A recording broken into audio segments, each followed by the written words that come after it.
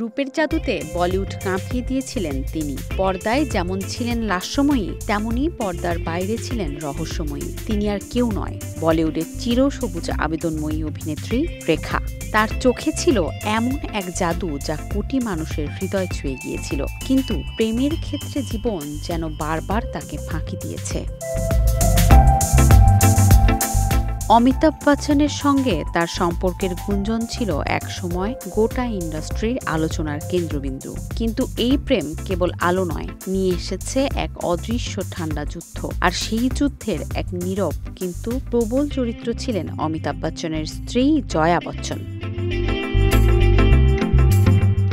সিলসিলা ছবির shooting set থেকে শুরু করে প্রকাশ্য অনুষ্ঠানে তিনজনের মধ্যে সেই অস্বস্তি, চোখাচোখি, এড়িয়ে যাওয়া আর না বলা কথাগুলোই হয়ে উঠেছিল বলিউডের সবচেয়ে নাটকীয় প্রেম কাহিনী।